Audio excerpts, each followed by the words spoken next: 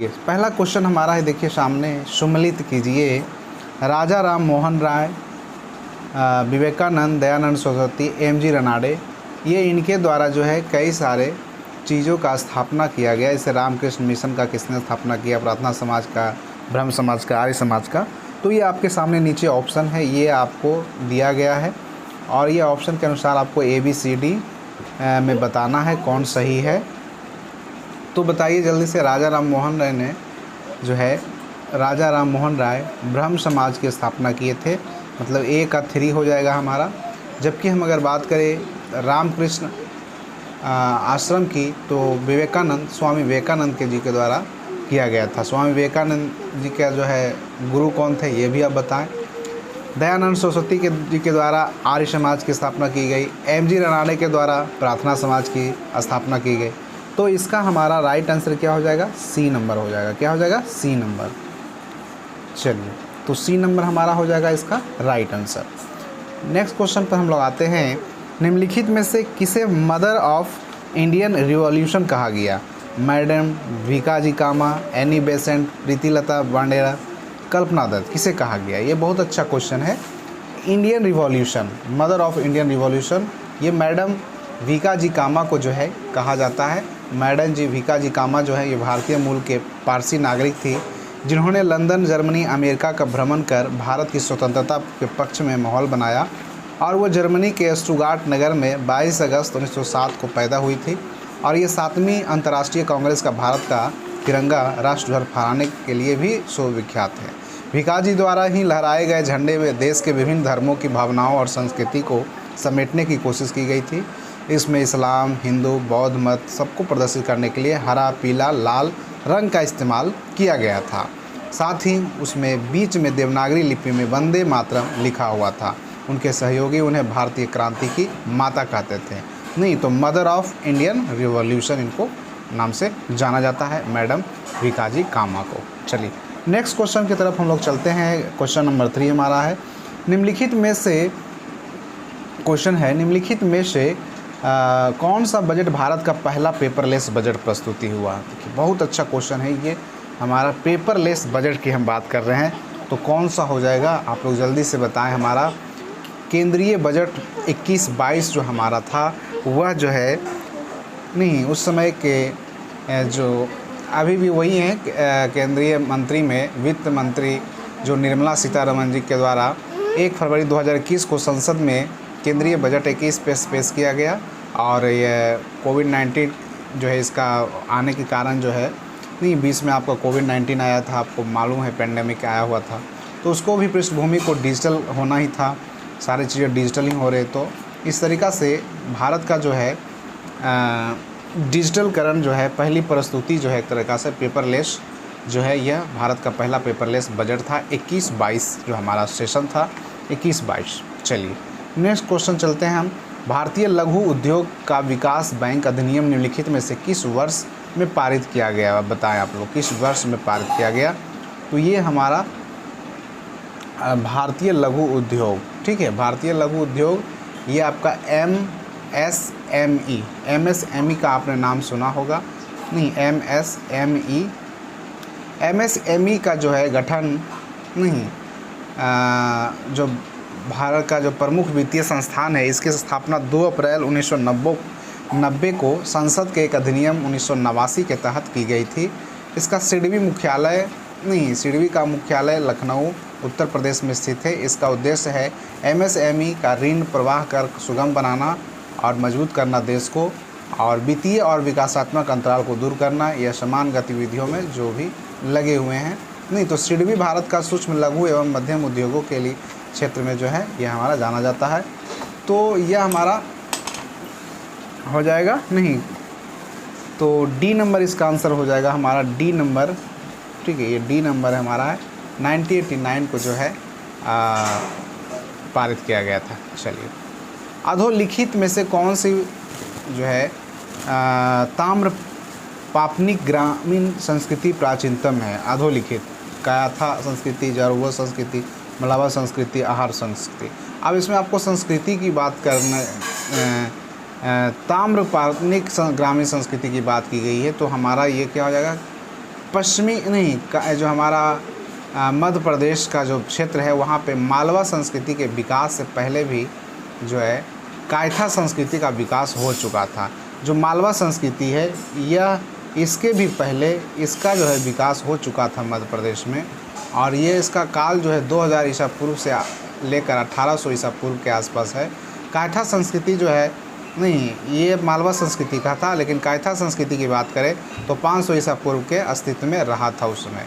ठीक है, तो ये सबसे पुरानी संस्कृतियों में से माना जाता है। ये चंबल नदी जो मध्य प्रदेश का क्षेत्र है, ताम्रपाषाण काल के लिए लोग यहाँ पर बहुत ही ग्रामीण समुदाय से थे, और इस तरीक़ा से ये कायथा संस्कृति बहुत पुरानी मानी जाती है। चलिए नेक्स्ट चलते हैं क्वेश्चन नंबर 6। मौर्य साम्राज्य की स्थापना के पहले समस्त उत्तरी भारत विभक्त था। मौर्य साम्राज्य की स्थापना के पहले की बात की जा रही है। उत्तरी भारत जो है 2 शासन तंत्रों में था, या 20 राजतंत्र शासन में, या 16 महाजन पे था, या गणराज में, या 10 राजतंत्र प्रशासन में था। तो 6 नंबर का आपका आंसर क्या होगा, जल्दी से आप लोग बताएं। 6 नंबर का हमारा 16 महान जनपद और गणराज में बटे हुए थे। नहीं, बौद्ध धर्म आगंतुक निकाय से हमें 16 महाजनपदों का उल्लेख मिलता है, और जैन ग्रंथ भगवती सूत्र से भी मिलता है। ये सभी जो महाजन पद थे आज उत्तरी अफ़गानिस्तान से बिहार तक और हिंदू कुश से गोदावरी नदी तक फैले हुए थे। इन 16 महाजन पदों में से 14 राजतंत्र और 2 वज्जी और मल गणतंत्र थे। नहीं, वज्जी और मल क्या थे, गणतंत्र थे, नहीं गणराज थे। तो इसलिए देखा जाए तो बुद्ध काल में सर्वाधिक शक्तिशाली महाजन पद कौन थे, तो वत्स थे, अवंती थे, मगध थे, कौशल थे। ये लगभग बहुत ही ज़्यादा शक्तिशाली होते थे उस समय। चलिए क्वेश्चन नंबर हम लोग 7 नंबर पे चलते हैं। क्वेश्चन नंबर 7 आपके सामने ये रहा। अधोलिखित में से किस लेखक की पुस्तक से कश्मीर के 12वीं शताब्दी ईस्वी के इतिहास का विवरण मिलता है।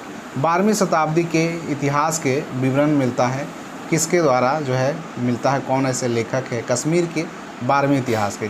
कश्मीर के इतिहास जो है के बारे में आपको बताना है, तो कश्मीर के राजतरंगिणी जो है, कल्हण का राजतरंगिणी नामक जो महाकाव्य है, ये कल्हण ने इसकी रचना की थी राजतरंगिणी की, और जिसकी रचना जो 1148 से 1150 के आसपास माना जाता है। कश्मीर के जो है आरंभ से लेकर उसके क्रमबद्ध इतिहास को अंकित किया गया है राजतरंगिणी में, और ये कश्मीर का राजनीतिक उथल पुथल का काल भी रहा था उस समय 12वीं शताब्दी में। तो कल्हण के द्वारा हो जाएगा आंसर हमारा। 8 नंबर पे हम चलते हैं। दिल्ली के सुल्तान ने सिकंदर द्वितीय शानी का उपाधि धारण किया था, बताइए। ये क्वेश्चन थोड़ा सा इम्पोर्टेंट हो जाता है। दिल्ली के किस सुल्तान ने सिकंदर द्वितीय, नहीं तो सिकंदर द्वितीय जो है अलाउद्दीन खिलजी के द्वारा जो है, यह जो है दिल्ली सल्तनत में एक बहुत महत्वपूर्ण शासक में से एक हैं अलाउद्दीन खिलजी, और उसने जो है सिकंदर ए शानी की उपाधि धारण की थी। नहीं, सिकंदर द्वितीय की उपाधि इनको धारण किया गया था, जिसका अर्थ था दूसरा अलेक्जेंडर। नहीं, अलेक्जेंडर। अलाउद्दीन ने इसका उल्लेख अपने सिक्कों पर भी करवाया था। चलिए क्वेश्चन नंबर 9 की तरफ चलते हैं। सुदर्शन झील, ये यहाँ से प्रश्न बार बार पूछा जाता है। सुदर्शन झील का निर्माण किसने करवाया, किस शासक ने करवाया, तो जल्दी से आप लोग बता दें। ये हमारा चंद्रगुप्त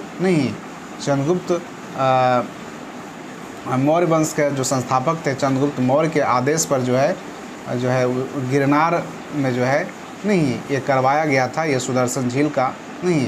तो सौराष्ट्र में जो है एक जगह है गिरनार नामक पहाड़ी के मध्य सुदर्शन झील जो है स्थित है, और इस झील का निर्माण मौर्य वंश के संस्थापक चंद्रगुप्त मौर्य ने करवाया था।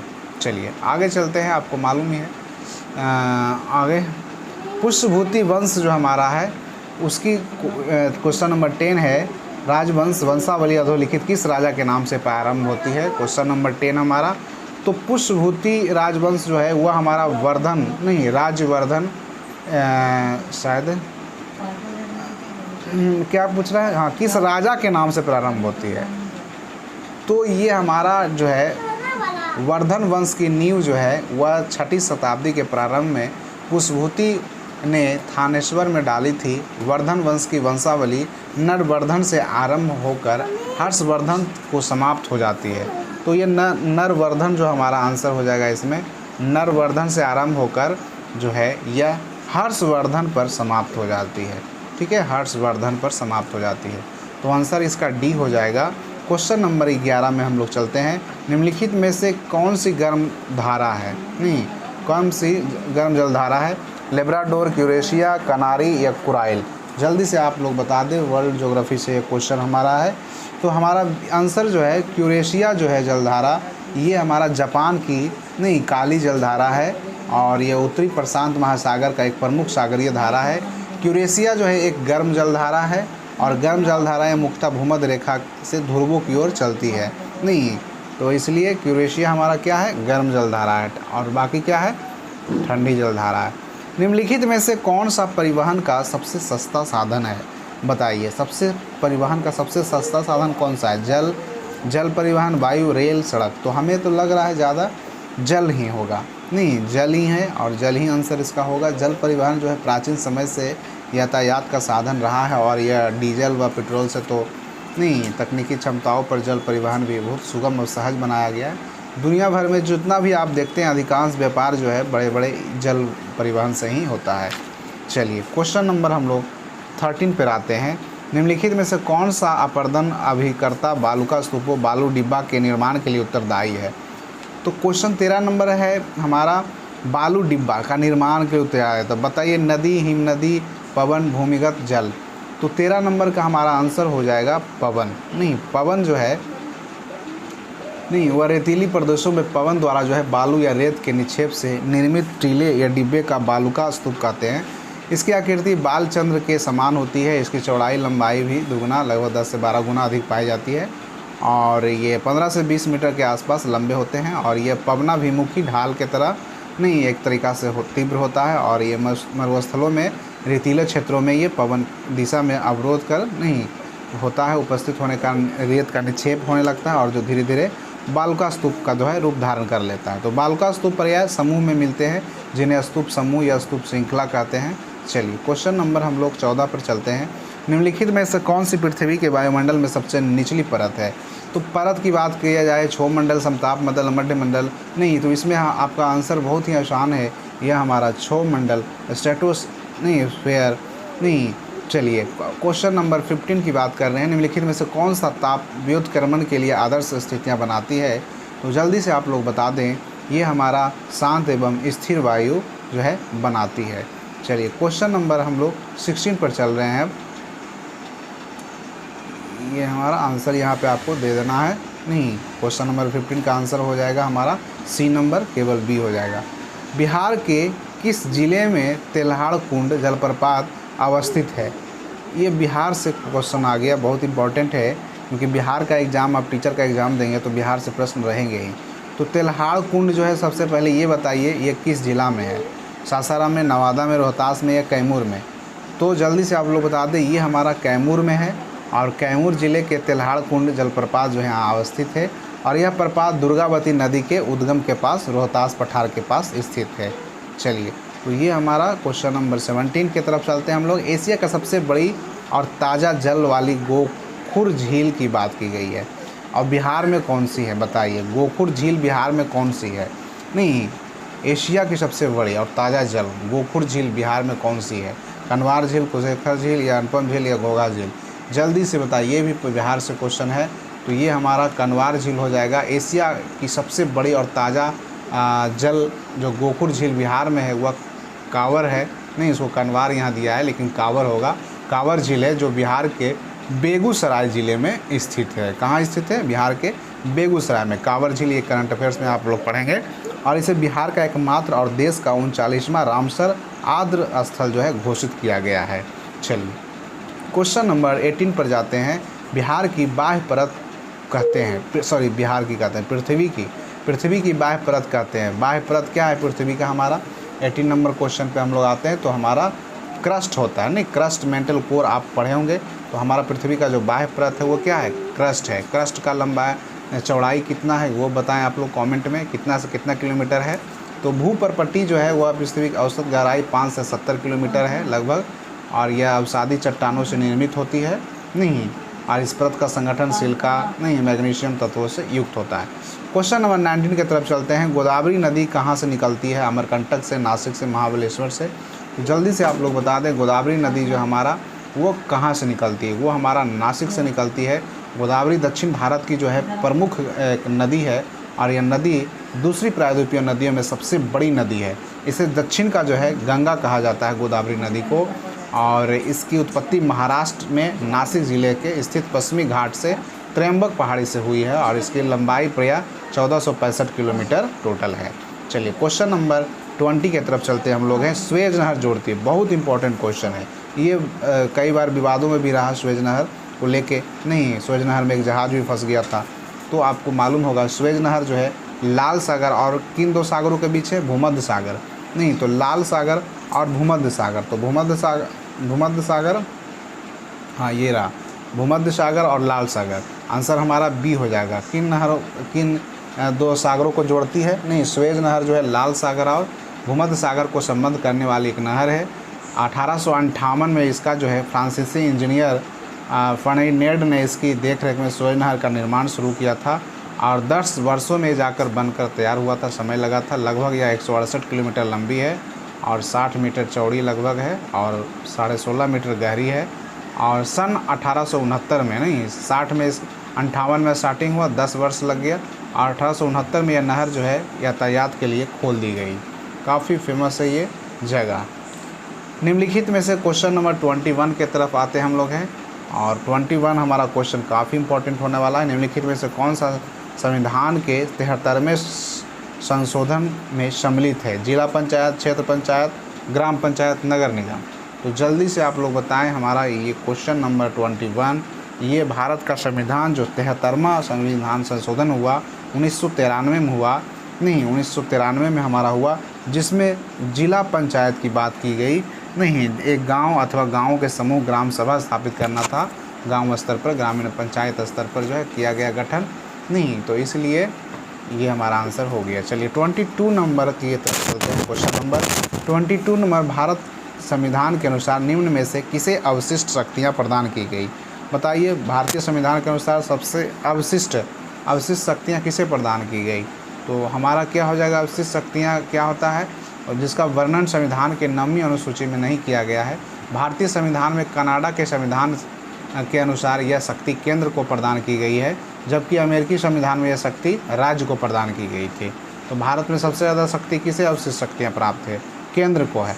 नहीं, तो केंद्र को हो जाएगा, तो केंद्र हमारा डी हो जाएगा।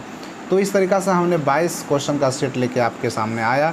समय का अभाव के चलते मैं आपके सामने 22 या 24 क्वेश्चन, नहीं 40 क्वेश्चन ऐसे कर लेकर आ रहा हूँ। दोस्तों आप देखिए, आप एक बार में 100 या 500 क्वेश्चन प्रैक्टिस कर सकते हैं, लेकिन आप अगर 20 भी क्वेश्चन, 30 भी क्वेश्चन अगर आप अच्छे से करते हैं तो वो आपको ज़्यादा फ़ायदेमंद होगा। क्योंकि सिर्फ नहीं टिक नहीं लगाना है, सिर्फ उसका सॉल्यूशन के बारे में ही सोचना है। तो चलिए दोस्तों, कैसा लगा आपका ये आपको practice set number 2 doctor Ranjit sir के द्वारा लिखा गया। तो हम लोग चलते हैं, फिर नेक्स्ट वीडियो में आपको हम 22 के आगे लाएंगे नेक्स्ट वीडियो में। चलिए, थैंक यू दोस्तों, जय हिंद।